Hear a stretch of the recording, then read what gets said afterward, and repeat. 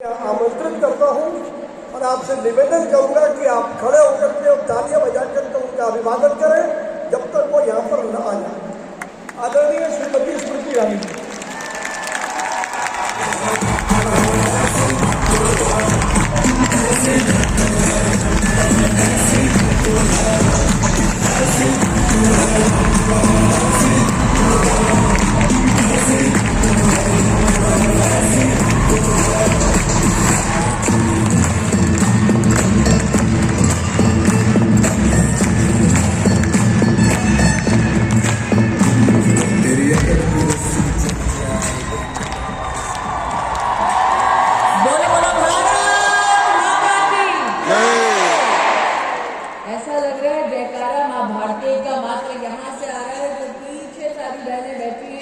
या खड़ी है, उनकी आवाज मोदी जी तक पहुंचानी है ना, पहुंचानी है कि नहीं पहुंचानी? मोदी जी को देश को बताना है कि डायरेक्ट सेलिंग में पूरे देश में 2 करोड़ महिलाएं सम्मिलित हैं। ये वो फोर्स है, वो ताकत है जिस पर आज तक किसी की नजर नहीं पड़ी। इस ताकत की आवाज को पहुंचाना है, देश के हर कोने में मोदी जी तक पहुंचाना है। तो बोलो भारत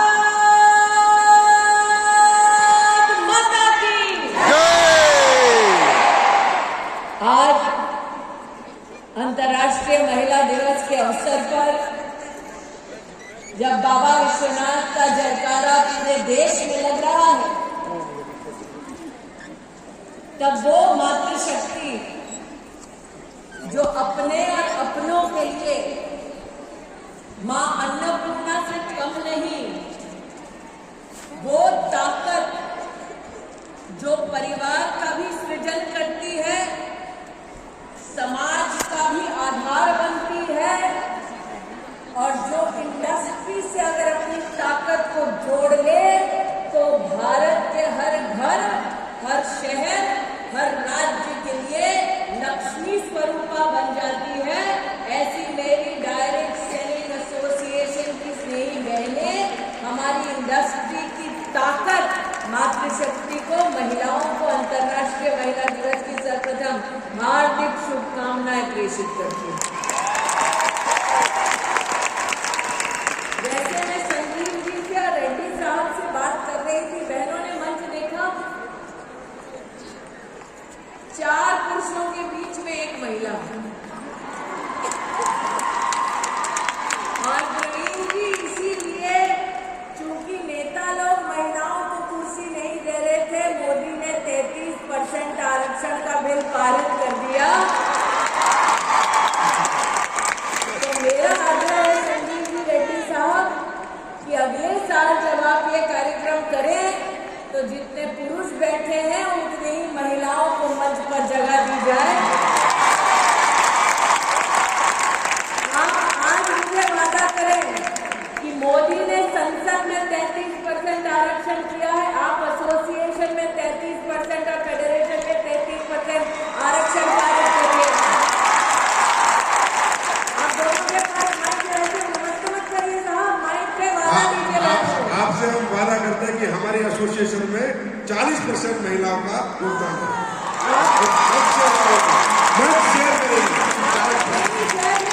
रेजोल्यूशन पास करिए कि एसोसिएशन में पदाधिकारी 40% होंगे। पास करिए, अभिषेक जी आदि पास कर दो।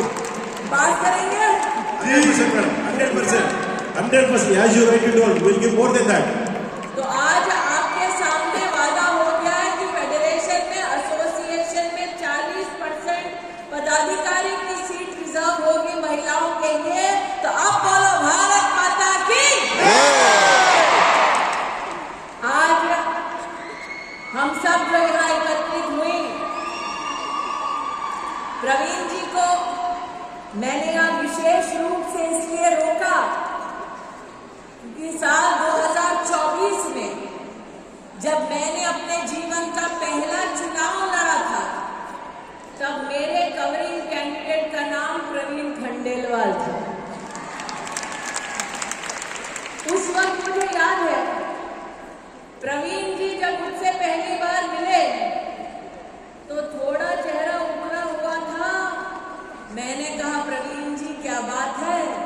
उन्होंने कहा टिकट तो मेरी होने वाली थी, कट के आपको मिल गई। लेकिन साथ ही मुझे संबोधित करते हुए कहा कि आपको मैंने बहन माना है, इसलिए भाइयों की फितरत ये होती है कि अगर बहन को कुछ मिल जाए तो भाइयों को ऐतराज नहीं होता। मैंने 20 साल पहले प्रवीण खंडेलवाल से कहा कि बहनों की भी फितरत होती है कि भाई अगर कुछ दे आशीर्वाद में तो हम दुगना वापस करते हैं। और आज चांदनी चौक उसी सीट के कैंडिडेट के रूप में आपके सामने प्रवीण खंडेलवाल उपस्थित हैं। मैं ये नहीं कहूंगी हिसाब बराबर, लेकिन ये जरूर कहूंगा कि जब समाज में महिला हो या पुरुष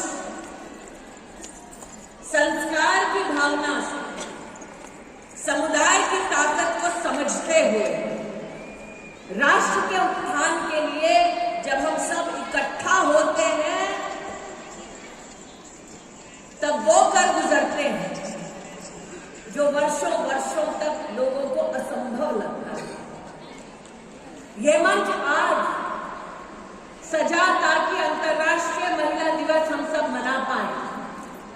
ये मंच आज सजा इसलिए ताकि हम आपकी फेडरेशन और एसोसिएशन के माध्यम से मातृशक्ति को नमन कर पाए। लेकिन आज ये मंच उस शक्ति को एसोसिएशन में पदाधिकारी का भी दर्जा देने का एक मुश्त निर्णय लेती है। ये औरत की ताकत है। लेकिन मंच से तो एक वादा मैंने ले लिया, अब एक वादा बहनों से लेना है। प्रवीण जी आप तो संतोष कर रहे हैं कि हम लखपति दीदी ही ठीक है, सही है ना? कितनी लखपति दीदी बैठी है यहाँ पे बताओ? अब मैं आपसे कहना चाहती हूँ कि अगले 5 साल में जब नरेंद्र मोदी कहते हैं कि हम विश्व की 3री बड़ी सबसे इकोनॉमी बन जाएंगे, तब क्या हम सब ये संकल्प कर सकते हैं कि एसोसिएशन और फेडरेशन और कैट के सौजन्य से ये लखपति दीदी अगले 5 साल में करोड़पति दीदी बन जाएगी? क्या ये वादा कर सकते हैं? क्या ये काम कर सकते हैं? क्या ये संकल्प ले सकते हैं? क्या मोदी जी से कह सकते हैं कि आपने सेल्फ हेल्प ग्रुप की बहनों के लिए सपना देखा कि वो लखपति दीदी बन जाएंगी? आज कैट और आपकी direct selling entities of India की एसोसिएशन और फेडरेशन ये संकल्प लेती है कि हमारी लखपति बहन आगे 5 साल में जब हिंदुस्तान 3री सबसे बड़ी इकोनॉमी होगा तब ये बहन करोड़पति दीदी बन जाएगी। आज ये संकल्प लेने का दिन है। अगर आपको करोड़पति दीदी बनने का संकल्प मंजूर है तो छोटी छोटी मैं मोबाइल पे लाइटें देख रही हूँ, इसका मतलब 1, 2, 3, 4 करोड़पति दीदी होंगे। अगर सबको मंजूर है तो अपनी मोबाइल पर लाइट जलाकर फेडरेशन और एसोसिएशन को दिखा दो कि मेहनत करने के लिए बहनें तैयार हैं। अब फेडरेशन कैट को एसोसिएशन को आगे बढ़कर इस लखपति बहन को करोड़पति दीदी बनाना है। बनना है, बनना है, बनना है।